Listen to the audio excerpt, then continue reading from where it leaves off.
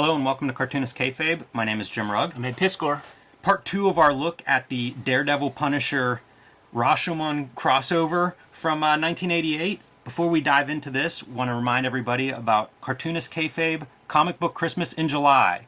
Take out your doubles, take out your comps, and hit those local lending libraries to share some comics with readers in your neighborhood. Stock up those local lending libraries with some good comics there, and hopefully we can bring a few new readers to the comics that we love. Feels like a fun initiative and something like Free Comic Book Day, but something that we're doing the last Saturday in July, and we invite all of you to take part in it. Share some pictures on social media, tag us. We'll be sure to share those around, and hopefully we can get a lot of comic books in front of some new readers that way. Also, like, follow, and subscribe to the Cartoonist Kayfabe YouTube channel if you haven't done so already. Hit that bell icon to be notified when we post a new video each morning. That will allow you to track that comic book down first if you want to add it to your collection, what we call the Kayfabe effect. Later in the day, these comics can get hard to find or the price might go up. So you want to subscribe to beat that Kayfabe effect and let our videos play through to the end. That allows YouTube to share our videos with other comics fans who haven't found Cartoonist Kayfabe yet. It's one of the ways we grow this channel, and we appreciate your help on that so far. But Ed, we are here today to discuss the other half of the Daredevil Punisher crossover, Daredevil 257. This time we're going to see the same story, but from Daredevil's point of view. So there is a killer on the loose in New York City, poisoning aspirin bottles and mouthwash, and the police have no leads. So Frank Castle and Matt Murdock are our best hope to save the day. And man, it's going to be fun because we didn't share a lot of comparison images, but in part 2 here, maybe we'll look at a couple of page-by-page comparisons. And you see it right on the cover. Very different art styles, different sensibilities of the creators. We talked about the writers being different. I think the artists are equally coming from different directions in sort of a more, I guess, classic style with John Romita Jr. and Al Williamson. So it'll be fun to compare that as well. This is a cool idea. I can't think of other comics that have done this exactly, but I wish they would, you know, and this one works out well, again, because of the contrast in the creators and their styles, contrast in characters, but it's such a neat idea to, like, let's see it from these different characters' point of view, the same events. Yeah, because it's a single issue of, 22 pages a piece, there's not so much opportunity to play with that, and I can't immediately recall, but I absolutely know that I read a couple of comics in my day where there would be a different sequence of events, Rashomon style, by a single creator in a single story, right, to give you different points of view. This it's really awesome to see two different points of view with two completely different creative teams. This issue of Daredevil absolutely speaks to me. I grabbed this off the stands. You could see it's 75 cents compared to the dollar, which was meaningful. It's 25% difference. This issue has everything, like all the hallmarks of the great JR. Like, one of the things that really spoke to me, and we'll get to it. I'll go page by page with this list to point out the scenes. But the fucking body language that John Romita Jr. is able to communicate. The punches feel real. The cause effect feels real. All the bodies are solid. Yes. Yeah, and I wonder, this is Romita Jr. starting to pencil after 10 years of doing breakdowns, essentially, in roughs and layouts.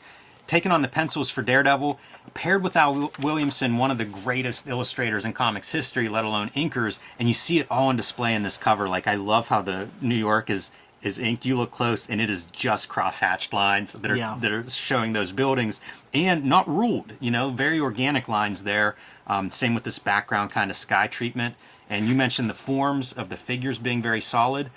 It starts right on the cover. Those guys feel three-dimensional. Great lighting. Now, we mentioned before, like, the Punisher issue written by Mike Baron, Old Testament kind of fella. Yes. If you fucking, pickpocket somebody, you need to get your hands chopped off and fucking hung from the rafters to send a message.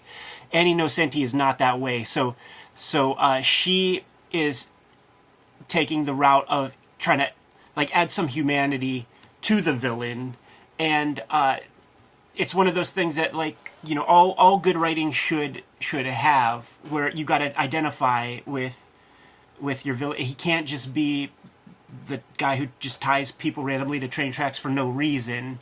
You don't, in your right thinking mind, have to agree with him, but give the guy a fucking purpose. and she lays it on thick. Yeah, even though this is the Daredevil point of view, we're still going to get some Punisher War Journal entries, which I love. It's almost a Punisher comic, really, because like most of the captions are Punisher, and I don't think there's really any of that with Daredevil. This is such a cool composition to me. You get the tall, skinny panels, and Punisher right in the middle, easy to see silhouette, and then you also get the window lighting with some Zipatone effects. Really good artist, man. That Al Williamson pair up.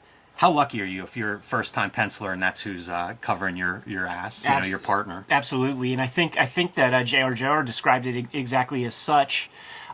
Look at how comfortable that Punisher is, just dropping bullets in motherfuckers, point-blank range. He looks cozy. It's another Sunday afternoon. Also, this is J.R.'s like young Punisher. I was going to say, imagine him on Punisher War Journal a couple years later. Yeah, that nose, after that nose gets broken a couple of times, his body gets stockier, because this is a pretty lean, skinny Frank Castle as compared to the way that J.R. would do it in the future. Yeah, and just like scribbling, like doodling this background texture, it's just a very loose, if you look closely, a pen scribble. Yeah, you see it there too. I love how the lines on his face don't contort to his face. It's just these horizontal lines doing the shading. Gives it a real 80s black and white comics feel to me, like a real outlaw treatment of that face. I love it. It works, but it just feels like not the smooth kind of inking that I see in a lot of Marvel comics. I remember like reading this when I was young, and I would copy whole issues and stuff. I could not wait for this to come out. And one of the reasons for that was that I remember thinking, this comic feels drawn, and what I meant by that was it's just not slick, right? Like a lot of the other inking. I feel like I could make that line. By the way, this to me, Pete Morisi is the guy who would do this technique. Interesting to see it here. Yeah. Because I don't know that Morisi's a guy that people are looking at or thinking about or copying. Hey, how great is the nuance of nudging this body over, like kicking it over with your leg? Impossible to draw that, right? I mean, this is coming from the guy who did the impossible, as far as I'm concerned, was it issue 3 of Street Angel, where they got to read a note that's like written on a dude, yeah, and they're tilting him over and you're reading, right, forgot about that. Dude, you blew my mind with that. Same, yeah, that's the kindred spirit there. So good, man. Great cut from the Punisher profile to the Daredevil profile. Now we're entering our hero's point of view, and I love that he's all chewed up right from battle. It's so great, bringing in bad guys and wanting to get involved in this scene and to examine some evidence because the police have no leads on this guy that's poisoning the people that are just turning to aspirin for a headache and finding cyanide. So Daredevil wants to get involved. That would happen in this run. He'll get 5 o'clock shadows when he's running himself too ragged. I believe he'll get an arm sling at a certain point. Like, it's almost. I always liked all that. It's like the taped spirit. Up heads sometimes. Yeah. Will Eisner's spirit would happen. He'd get some chemicals thrust into his eye, and then for like a month or two, he's blind.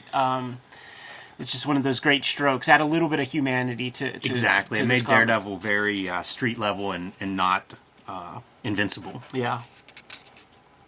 A good relationship with the police there. The police are willing to let him. They're like, yeah, we'll put a call in, going out to Queens or wherever to investigate their files. Got to throw up some softballs because it's an ongoing series, and you got to keep your regular plot threads going also. Yeah, in this case, that is Typhoid Mary and the Kingpin, who is, I guess, Kingpin's next assassin in line to try to take out Daredevil. And hopefully we'll look at some more of these because that Typhoid Mary stuff is pretty cool. Happy to look at any of them, dude. Got them all.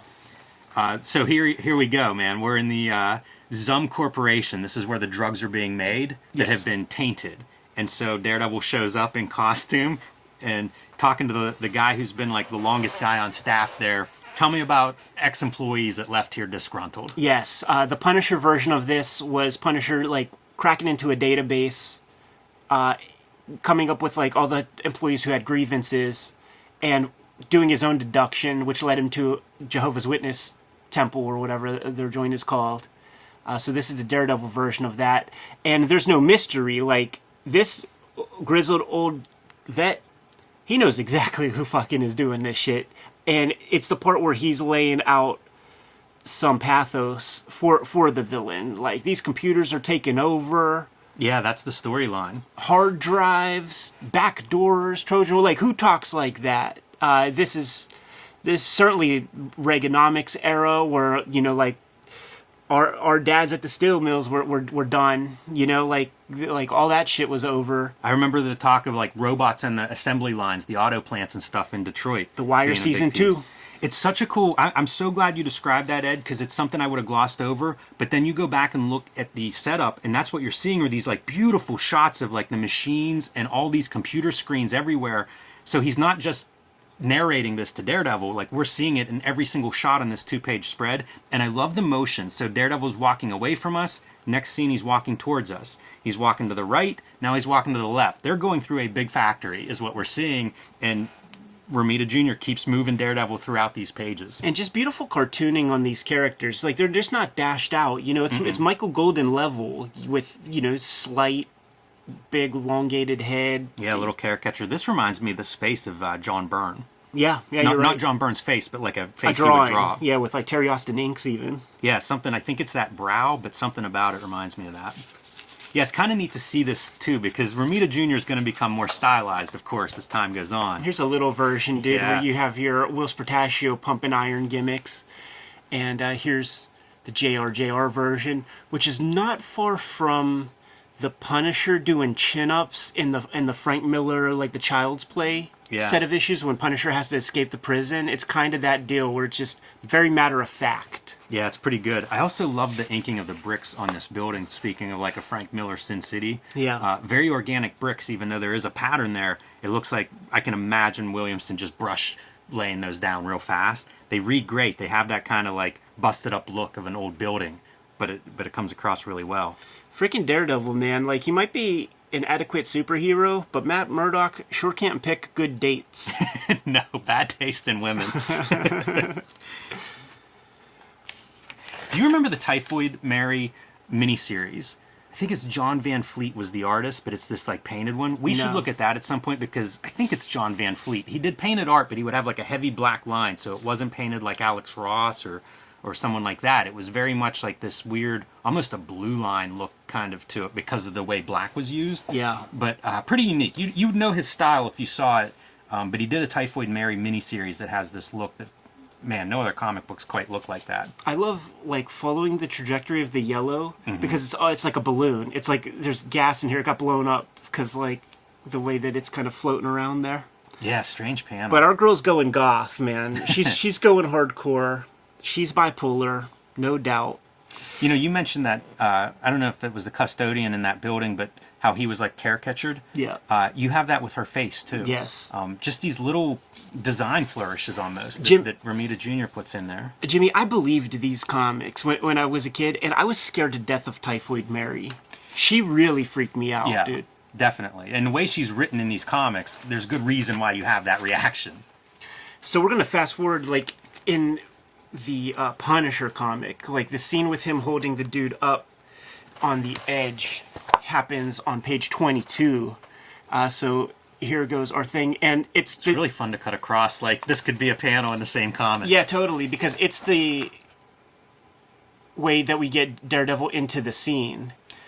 What a cinematic version. Like, this to me is a much more successful layout than what we have here. Yeah. We don't even see the figure over Punisher's head. Oh, look at this, man. Same sound effect, which is a fun piece. Dropping him on his neck. Yeah. that's not right. Yeah, gotta take care of your partner there. That's Frank. that Beverly Brothers finishing move. I just saw a video of a guy suplexing Brian Knobs and just backwards on his head. It looked like he should have broke his spine. Just like this guy, Alfred Coppersmith. Punisher really sells, too. That's the other piece that you have in this fight. Like, the physics seem a little bit more devastating. Oh, yeah. Where, like, okay, takes one upper body, and now he's down, but coming out of that, throwing shots from that prone position. Yeah. It's this stuff that really blew my mind. Cartoonist Kayfabe is brought to you by the comics that Ed Piskor and I make.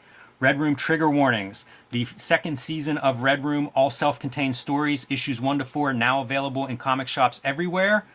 Red Room, the Antisocial Network, the trade paperback collection of the first season of Red Room, now available in comic shops everywhere. minus 28 countries where it's banned in 10 comic shops, but you can still request it there. And coming in September, the collection, the trade paperback of Red Room Trigger Warnings, will be in stores in September. You can pre-order that now at your local comic shop or online wherever you buy your books. Hulk Grand Design Monster and Hulk Grand Design Madness in comic shops everywhere. The 60-year history of the Incredible Hulk. I am writing, drawing, lettering, coloring the Grand Design treatment, retelling that 60-year history, and you can now pre-order the Hulk Grand Design Oversized Treasury Collection, about 40 extra pages in that. It'll be in stores before Christmas, but you can pre-order it now in your comic shops or in your bookstores, wherever you buy comics. And now back to our regular scheduled programming. That's a really good combo of punches. With JR, it all felt right, you know? Like, when he would draw a character running, he never drew that character in the same pose. Like, when he would draw running, every time it's a different looking image, and it just feels solid. It looks like he's using Raging Bull stills or something like that. Like, the shoulders where it should be. It's great. The tilt of the head is great. It feels like real depth. Punisher feels closer to us than Daredevil. Yeah. And his head especially, almost like it's snapping back at us. I love this panel for establishing, like, don't forget about Alfred, and it keeps the space alive. Like, we know where everybody is. Yeah. And just, like, look at the stiffness of Whilce.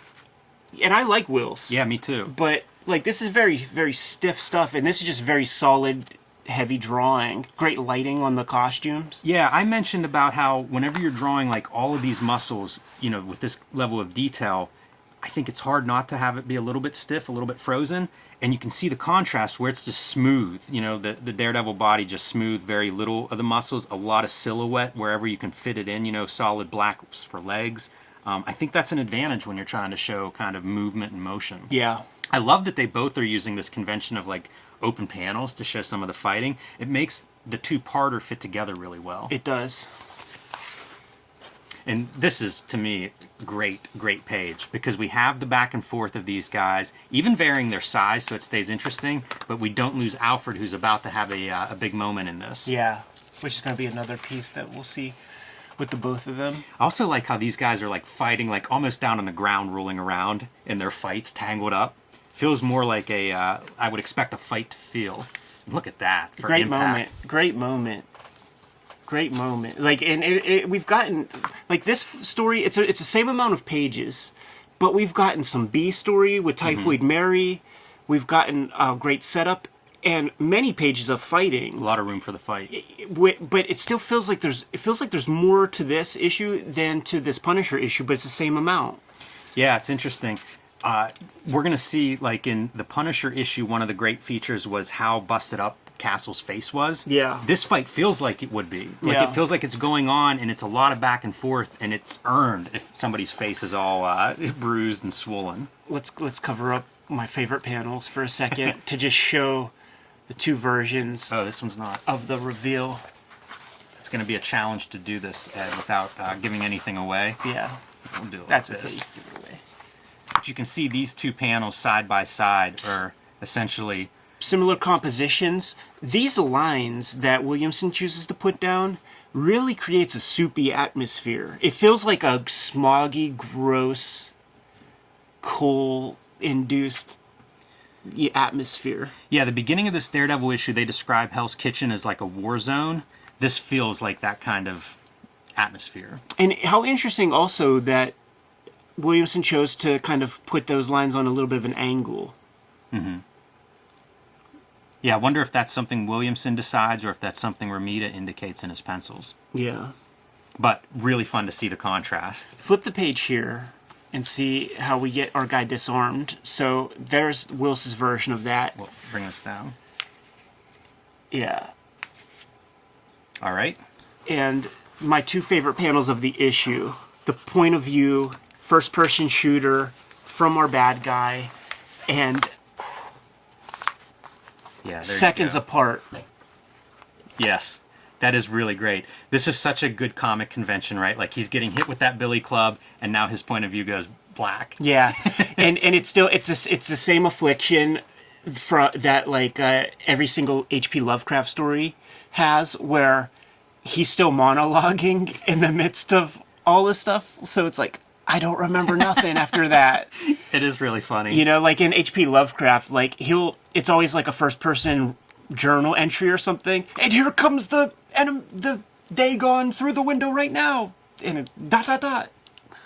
Yeah, it's good. It's a good sequence. It's a good comic book sequence. Yes. And this will pretty much be it. Right. Now we're going to go back to our Daredevil subplots. And you can see Typhoid Mary there, like in her full Typhoid Mary gear. Yeah, it's a fun thing because when you've seen regular Mary, she was so turned off by Kingpin and couldn't imagine being around him and stuff. And then this kinky chick with the face paint, she's loving him. Yeah. And poor Matt Murdock making his bad choices on the romance side of things. I believe this shit so much, man. I was so nervous for him. Like the suspense of it. Like I lived it. I absolutely lived it because we just got some information that Matt Murdock doesn't get, and we know some, and we can't tell him. They can't knock on the panel and say, Matt, no, don't fuck with this chick. And they're playing it up. Oh, yeah. Nocenti, like full melodrama. Mary walks a little too close and actually lights candles with her aura. Bad sign, real bad sign. And Murdock carrying through on his promise of there'll be good representation for you.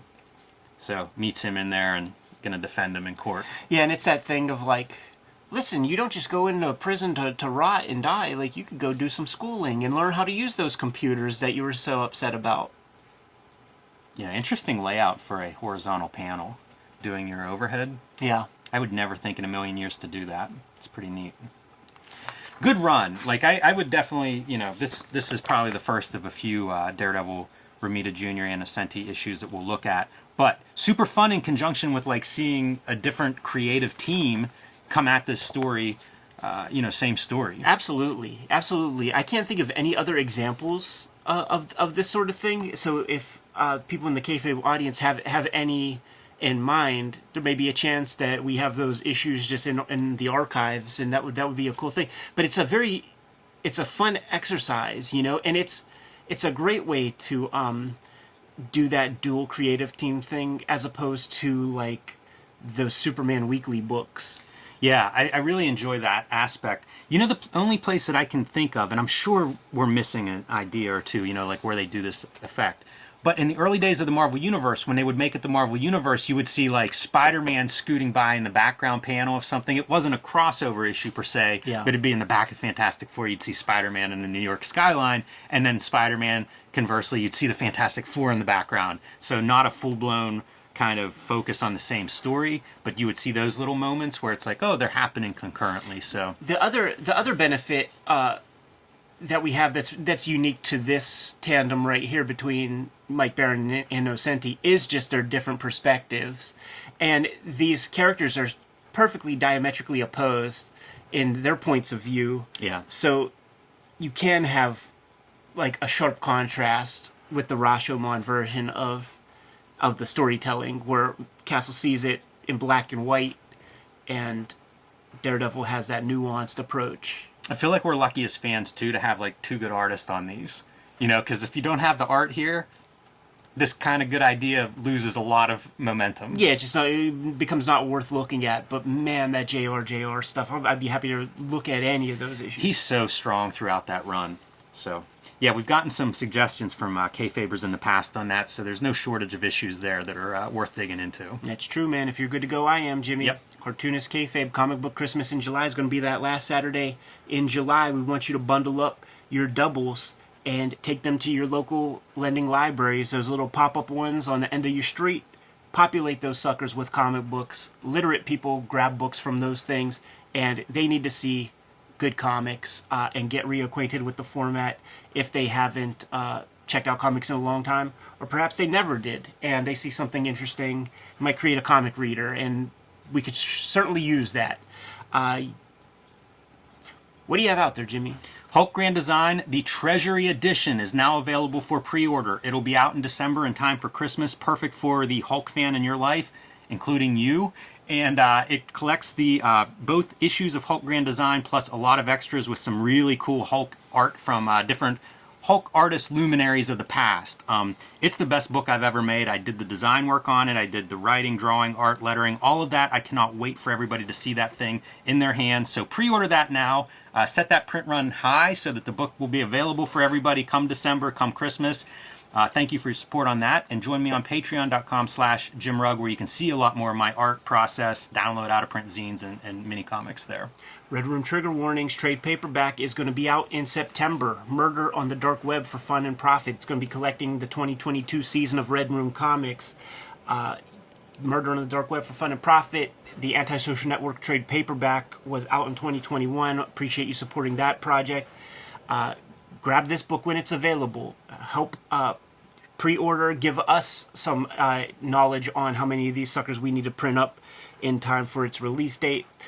It is banned in more than 28 countries. It is banned in more than 10 comic shops. So you might need to hit up my link tree in the description below this video to order and pre-order current and future Red Room comics, or hit up the Patreon. $3 will get you the archive, and there's more than 250 pages of comics up there as we speak. Put up new strips every Tuesday, and I'm going to begin serializing the next round of Red Room comics within a week or two. What else do we have out there, Jimmy? Subscribe to the Cartoonist Kayfabe newsletter at the links below this video. You can also find Cartoonist Kayfabe t-shirts and merch at the links below this video, including our latest piece of merch, a Cartoonist Kayfabe fanny pack. I've been wanting to do one of these for years, and finally got around to that, so you can find your own Cartoonist Kayfabe fanny pack at the links below this video. It's another great way to support the Cartoonist Kayfabe channel. Given those marching orders, Jimmy, we'll be on our way. Read more comics.